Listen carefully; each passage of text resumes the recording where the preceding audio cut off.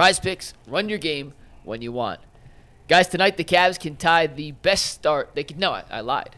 By the way, why is Anthony making a fantasy football transaction during the show? Let's go, Anthony. Focus up. I'm not clipping today, so I got some extra time. Earl's clipping. So the Cavs can set a new franchise record by winning tonight and starting the season 9-0. They're playing the New Orleans Pelicans in New Orleans in the 1976-1977 season. That's the last time the Cavs had started 8-0. In that season, they lost at Atlanta in the 9th game. That year, they finished 43-39 in the season, lost in the first round. So, Bull, G, Dustin, can the Cavs start the season 9-0 tonight? Well, first of all, do we know the status of Brandon Ingram? Ingram and Williamson? Zion's questionable. I believe Ingram's going to play. Ingram played Monday. Okay. Yeah, he's been hit or miss, though. And no C.J. McCollum. He's out for a few weeks. Correct. So they're still 7.5-point favorites tonight. I saw that. So can they get it? Of course they can get it. The Cavs, they're scoring like 130 points a game. All of the analytics nerds out there in basketball, like the NBA guys, love the Cavaliers. Like they're number one in offensive efficiency, like number 1 or 2 in defensive efficiency. Like all these analytical numbers are saying the Cavs are playing really good basketball right now. So why would they not be able to go to 9-0? Why not, G? I don't see why not. The only way I would think that they wouldn't is if they, somehow got a lack of focus or they, started reading their own press clippings. But the thing about having a new coach is it's just like having a new teacher every single year at school. Like, you got to prove yourself all over again. Like, he's going to coach a certain way, and that you fighting for your minutes every single week, every single game. There's guys, he could pull a guy off the bench. He don't, when you get veterans like Tito Francona, you can go through a 0 for 90 slump and he'll put you out there still. Or if you with JB, he been here a while. There it is. We see it all the time. Not balling out, and all of a sudden you still in the lineup. But when you get a new coach and you winning, the next dude coming off that bench is ready to go. Yeah. Nobody is averaging over 30 minutes. So when your minutes is limited, you better get in the game and do what you need to do. Ty Jerome, Sam Merrill's been playing well. Karis LeVert didn't even play last game. Yeah, what's the status with LeVert and Wade for tonight? Game time decisions as of right now. So both questionable. One of them was sick, right? Or no? LeVert had Jalen Tyson has a sore hip. LeVert had I believe a sore knee. Dean Wade was warming up last game, then didn't play, so he might have been the illness. Maybe sick. They're all questionable as of right now. But if Darius Garland want to get 39 points, it don't matter. You see what I'm saying? Yeah. Like if Darius Garland is going to pick up the slack when Donovan Mitchell didn't have it because he had tired legs, if you can transition and say Darius Garland is now going to be back to a point where you can count on him to pick up the load and Evan Mobley stays aggressive, Dean Wade's out tonight, by the way. Who? Dean Wade is out tonight. What are they saying is his issue? He just listed as out. Hopefully. Zion's a game-time decision. McCollum, Herb Jones, DeJounte Murray all out tonight for New Orleans. Oh, man, I forgot they have DeJounte Murray, too. Oh, yeah. He broke his hand in the first game of the season. Yeah. Man, they got a good roster. Yeah. They do. I like Dean Wade in the starting lineup. I hate that he's hurt already. The guy is always hurt. Hopefully he'll get the injuries out of the way early, and so he's ready for the playoffs this year. Right. But the Cavs should be 9-0. Yes, they should break this franchise record and get to 9-0, and this has created a level of excitement. And Dean is sick, by the way. He is sick. He's Okay, sick, so that's good. Injury. Better being sick than injured. Yeah. Dustin, I was talking about this the other day. You're like G, more of a casual Guardians fan, not a die. Correct. You're not obsessed with it like I am. You don't have to give a whole dissertation about why I'm not a die. Right, yeah. People know that. Yeah. People know that. But the point is, my resume is there. But no, it's important to bring up because beyond the playoffs, which is obvious, when your team's in the playoffs, it's exciting. Yeah. But remember when the Guardians in 2017 won the 20 in a row? Mm-hmm. Yes. Right?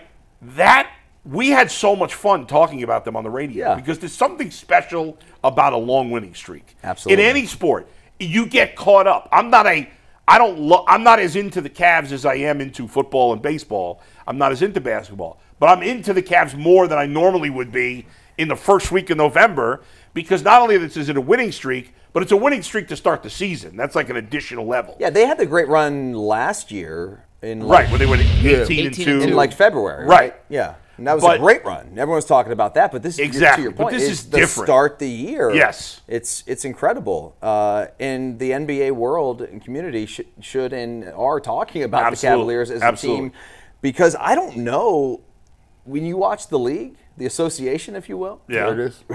Who's great?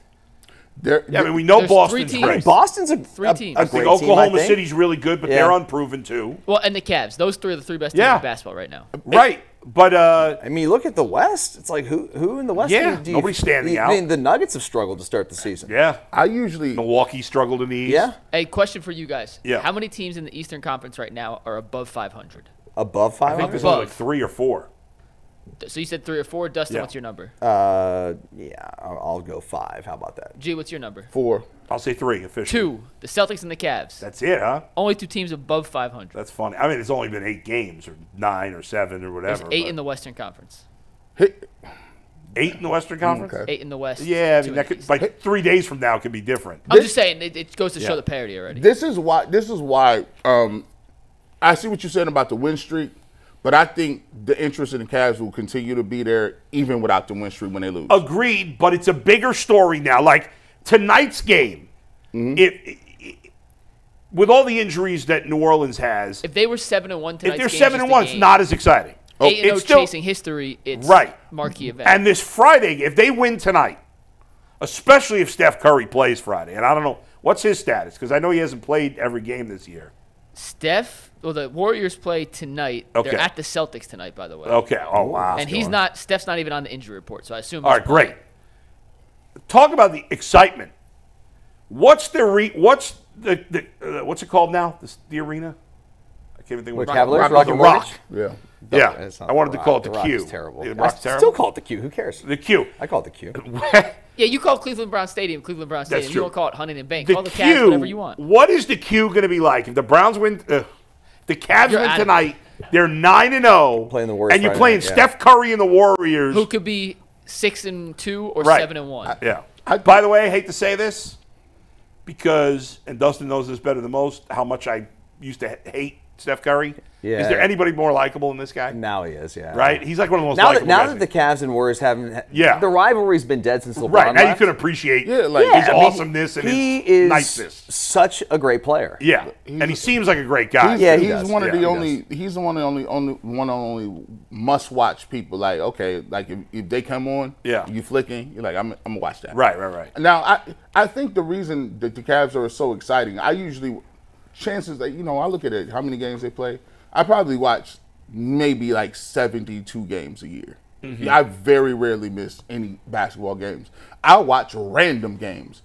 And the reason why I'm excited, and a lot of other people are excited that watch basketball closely, and McNuggets can probably speak to this too, is even when they were playing last year and they went 18-2 or something like that, the way that they were winning those games was impressive, but it was always something in the back of your mind that when you was looking at it, it's like, I don't know if this translates. Felt like a facade. Yeah, this light. That's true. This don't translate. But now you go to the 8-0, what they're doing now, the stuff that they're doing, it's translatable.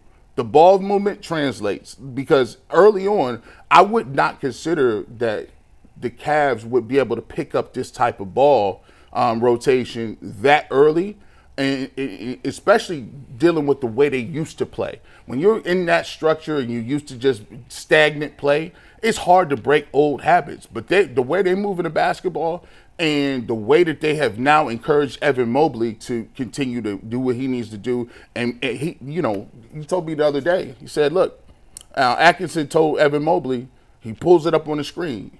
See how you driving the basketball? See how you doing that? We need you to do that every single play. We need that. And that reinforcement gives people confidence level to continue on with that process. So for me, I think this is translatable. In every single game, I'm watching it with a lens and an eye on, all right, let me see how the Celtics Yeah, and doing. it's such a great point by you, especially about the Evan Mobley. And that's coaching, I think. I do believe, like, this offseason, like, they have given him a new level of confidence that has elevated his game. He's always had it. I mean, I don't know that he looks any different. Like, his body hasn't gotten that much bigger. I mean, obviously bigger than when he was a rookie. It's a little bigger, but not much. But for the most part, kind of the same dude. And this is the whole same team as last year. So you got to give Kenny Atkinson a lot of credit. The team looks like a basketball team that can compete. Not just for a great regular season run, but we're talking about for a playoff run. Maybe get to the finals again. I mean, this is a very talented team. The team that we thought we'd see last year and the last couple of years. Finally, and again, it's early, but still, this translates, I think, to a postseason. I mean, my expectation, like now, is that the minimum for this team should be Eastern Conference Finals against Boston. Yes. Yeah. Right. Yeah. Absolutely. And absolutely. You got to get to the Eastern Conference Finals. It feels like they're good enough. It feels like they're good enough to beat anybody if they're healthy in the playoffs. And coming up later, when we get back to the Cavs, I want to talk about like what people are most excited about. Like, what player are you kind of feeling the most right now? And when you talk about Evan Mobley, and credit goes to the coaching, and credit to Donovan Mitchell too, as the leader and the star of this team. He's had to have said to Evan, "We need you to be better. We need you to be a star." And he's playing like it right now. And if he does, then the sky's the limit for this team. I've always liked Donovan and thought he was a great leader. Yeah. And I'm just seeing how unselfish he can be as he's maturing as a player, getting a little bit older in terms of being around the game this long. He wants to win. Yeah. And I think as a player, you get the bag, right? It's all about getting the money at some point. He's got the money. He's going to make tons and tons more. Now you want to win. And he's in Cleveland. He's got a really talented team. Why not us? He did. I think it was big for their confidence too when we was, the media and the fans were hot when Jared Allen didn't play. Yeah. We looked at Darius Garland. We were like, he's a shell of himself. And the cool thing about what Donovan Mitchell did is he came to all their aid.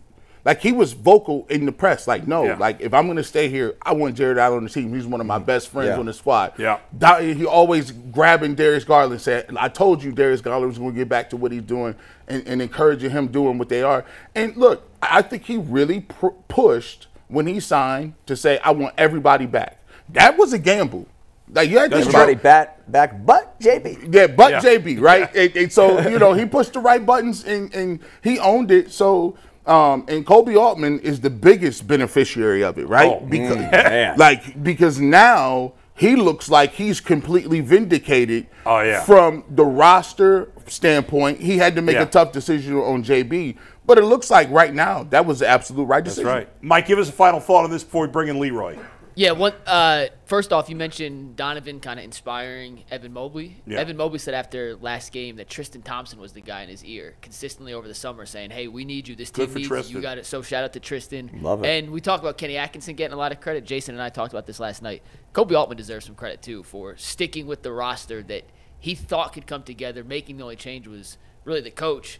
And he said, I believe in this roster. I think it can be better than what it's been. And so far, it's early, but the early results have he got a lot of media backlash from us, from others, and a lot of fan backlash for just sitting on his hands besides the coach. And right now, it looks like it was the right call. Hey, I'm going to let you know something right now. Andrew Berry, don't you try that. don't you piggyback that move and think we're going to give you that same leeway. We're going to work for the Cavs. Let's run this back. No.